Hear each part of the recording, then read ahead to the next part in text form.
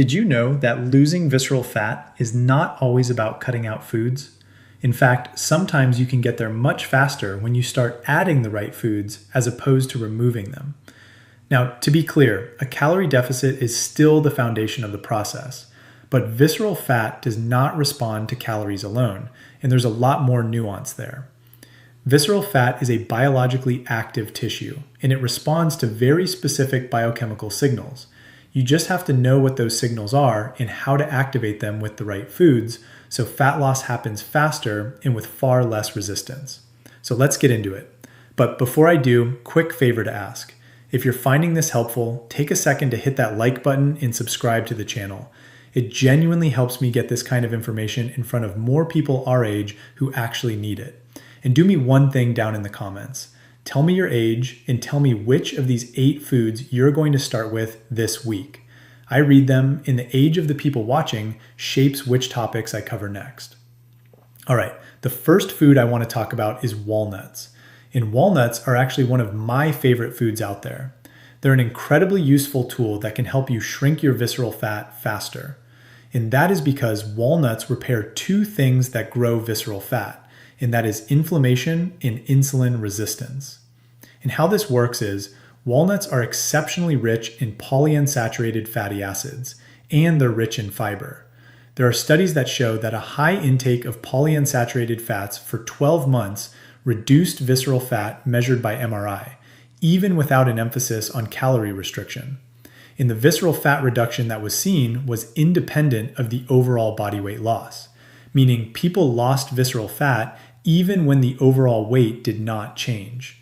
And walnuts are specifically rich in omega-3 fatty acids like alpha-linolenic acid, which can calm down the inflammatory signals coming from visceral fat. And visceral fat survives by staying inflamed, but when inflammation drops, the fat becomes much easier to break down.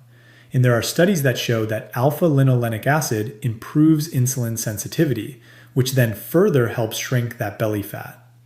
And on top of all that, walnuts also increase your satiety hormones like leptin and adiponectin, so you naturally eat less without feeling restricted. And the easiest way to incorporate walnuts into your routine is to just add a small handful to your meal, or add them to your salads, or your oatmeal, or your yogurt. Now the next food surprises a lot of people, and it's dark chocolate. And dark chocolate has been scientifically shown to reduce visceral fat.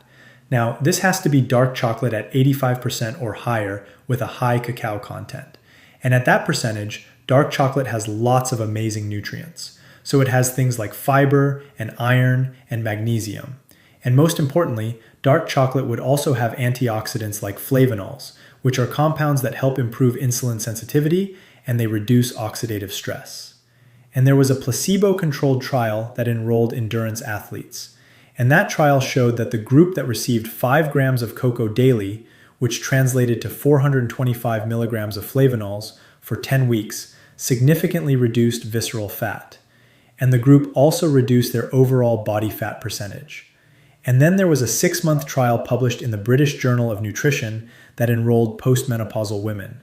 And what they found was that the daily consumption of 10 grams of 99% cacao chocolate reduced body fat mass by 0.6 kilograms, or 1.3 pounds, and they reduced body fat percentage by 8%. So nothing earth-shattering, but pretty interesting results when the only intervention was eating more chocolate. But I want to emphasize again, we're aiming for high concentration dark chocolate, so at least 85% or higher concentration. Now, one thing to watch out for is, we just need to be mindful of the heavy metals that are often found in dark chocolate, especially with the higher cacao content. But it's a great food in moderation that will help you reduce your visceral fat. Now, food number 3 that you need to consider is fatty fish. So that would be fish like salmon and sardines, mackerel, and tuna. These fish are some of the most consistent foods that we have for reducing visceral fat. Fatty fish is rich in omega-3 fatty acids like EPA and DHA, which directly reduce inflammation inside fat tissue. And these fats also improve insulin sensitivity, and they reduce fat accumulation in the liver. And that's important because your liver acts as a metabolic gatekeeper for visceral fat. So when liver fat improves, visceral fat often follows. Now, you don't need to eat fatty fish every day.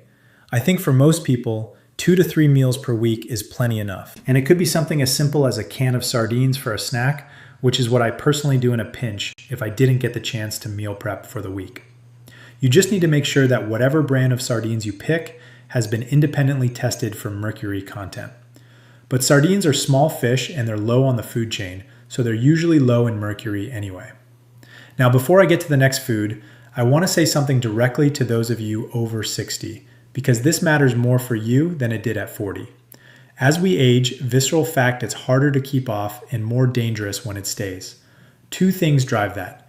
Your hormones shift. For women after menopause and for men as testosterone slowly declines, fat starts migrating out of the hips and limbs and into the abdomen, right around the organs. And at the same time, you slowly lose muscle, which is the very tissue that burns glucose and keeps your metabolism running. Less muscle and more belly fat feed each other in a loop. And that visceral fat is not just sitting there. It wraps around your liver, your pancreas, and your intestines, and it behaves like an organ that pumps out inflammation all day long. That is the inflammation that pushes up your blood sugar, stiffens your arteries, and quietly raises your blood pressure. So every single food on this list is doing double duty for you. It's shrinking the fat and it's calming the signals that aid your heart and your metabolism. Keep that in mind for everything that comes next. Now, the next powerful food for visceral fat is broccoli sprouts. And these are not your regular broccoli. They're the baby version of those. And gram for gram, they're one of the most metabolically active foods you can eat. And the reason for that is sulforaphane, which is an antioxidant that can change how your body handles glucose on a cellular level. And this is important because visceral fat grows when inflammation is high and insulin signaling is impaired and the liver is overproducing glucose. But broccoli sprouts hit all 3 of these processes at the same time. Sulforaphane activates something called NRF2. So think of NRF2 as your internal control center for inflammation and oxidative stress. And when NRF2 turns on, it flips on a whole network of genes that protect your mitochondria and calm inflammation, which is not good news for visceral fat, because visceral fat thrives in an inflamed environment. So when inflammation drops, visceral fat becomes metabolically unstable. It stops behaving like a hormone factory and it becomes much easier to shrink. But sulforaphane does something else that's even more important for visceral fat. It tells your liver to slow down glucose production when your blood sugar is already high. And that process is called gluconeogenesis. And that excess liver output of glucose is one of the biggest drivers of visceral fat storage. This is also one of the reasons your morning blood sugar can run high even when you haven't eaten anything overnight, which is something a lot of you over 60 have already noticed on a glucose reading. But here's the part that most people miss. Broccoli sprouts contain 20 to 100 times more sulforaphane precursors than mature broccoli, which means that even a small handful of broccoli sprouts delivers effects you would never get from a full plate of broccoli. So all you need is just half a cup of fresh broccoli sprouts per day, ideally raw, and you can eat them as part of your salad, or you can blend them into a smoothie. What matters here is consistency, because sulforaphane has a very short half-life. It just doesn't linger in your body. So you need regular sulforaphane exposure to send repeated signals to the liver and to the fat tissue. All right, the next food is blueberries. And that is because blueberries are very rich in polyphenols, and especially a subgroup of polyphenols called anthocyanins. And visceral fat is made out of cells that are very metabolically active, which means it responds quickly when fat-burning signals increase. And anthocyanins send a lot of these signals. So these anthocyanin signals suppress inflammation pathways, and they promote beneficial gut bacteria, and they increase the speed of fat breakdown and heat production. And we have studies like this cross-sectional analysis that showed that higher anthocyanin intake was associated with a 9% lower visceral fat tissue. And for those of you over 60, blueberries earn their place on your plate for a second reason. Those same anthocyanins that calm the fat tissue also support memory and blood vessel function as you age. So this is one of those rare foods where the thing helping your waistline is also helping your brain and your circulation. A handful of fresh or frozen blueberries a day is all we're talking about. Now, another food that will help you with your visceral fat is chia seeds. And that is because chia seeds are very rich in soluble fiber, which then feeds your gut bacteria. And those bacteria produce short-chain fatty acids like butyrate. And those fatty acids improve insulin sensitivity and they reduce inflammation. And as I mentioned before, visceral fat is very sensitive to gut-driven inflammation. So if you improve your gut health, visceral fat will start to disappear. And there's another benefit. Chia seeds also slow down your digestion and they stabilize your blood sugars, which then helps with cravings and hunger. So there was a recent meta-analysis of 8 randomized controlled trials, and what they found was that chia seed consumption significantly reduced waist circumference by anywhere from 1.5 to 2.8 centimeters. And as an added bonus, it also helped reduce blood pressure. Now with chia seeds, I think the easiest way to get them in is by adding them to your overnight oats or your smoothies or your yogurt. You just need to go slow at first to avoid bloating and make sure you stay hydrated because soluble fiber needs water. And this part matters more after 60, so listen closely. As you get older, your sense of thirst fades, so you can fall behind on fluids without ever feeling it. And a big spoonful of dry chia on too little water can leave you bloated or constipated. So start with a teaspoon, build up slowly over a couple of weeks, and always take it with a full glass of water.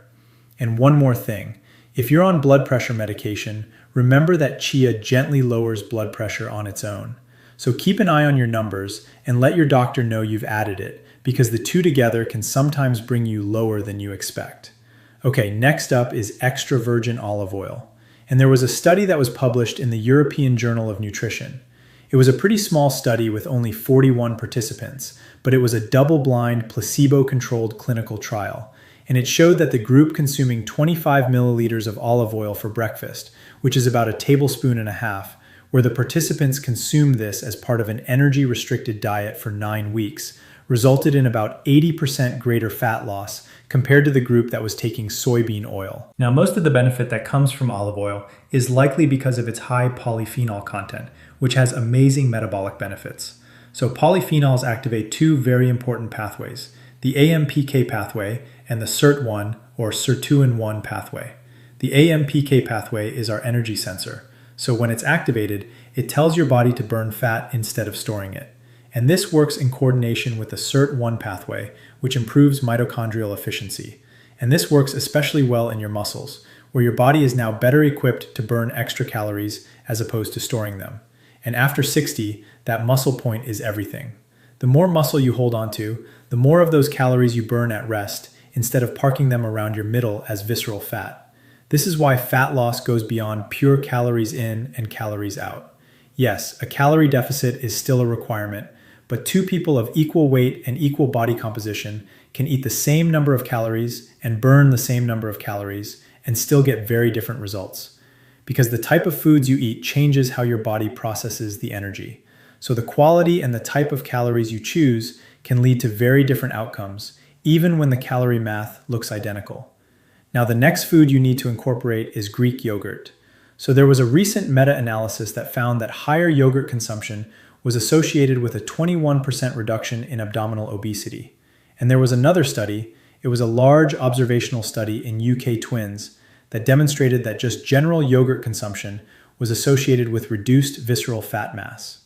Now, as a side note, both of these studies are observational, so we can't infer causation. We just have to keep that in mind. Now, Greek yogurt specifically is strained, so it's higher in protein and lower in sugars. So the extra protein improves your satiety, and it will help you feel fuller for much longer. And this extra protein also helps you grow and preserve muscle when you combine it with strength training. And Greek yogurt also helps you support your gut health, which will then help you reduce overall inflammation, the inflammation that visceral fat loves so much. And this is the part I want every one of you over 60 to take seriously. From your 60s onward, you can lose a real chunk of your muscle every single decade if you do nothing. And that muscle loss is one of the biggest reasons visceral fat creeps up with age. So protein at every meal, paired with a little bit of resistance work, protects that muscle. And you can do all of this at home. Resistance bands, light dumbbells, or even just standing up out of a chair a few extra times a day all count. Greek yogurt is one of the easiest high-protein foods to get in, especially on the days when cooking a full meal feels like too much. All right, this is not an exhaustive list of all the foods that can help with your visceral fat, but I talk about some of the other foods in this video that you can check out over here. Where in this video, I also talk about the best exercise you can do to target visceral fat. And if you're over 60 and you've been told the belly fat is just part of getting older, I want you to hear me. It is not something you're stuck with. Your body still responds to these same signals at 65 and at 75. You just have to feed it the right ones, consistently. I hope this was helpful. Stay healthy, and I'll see you in the next one.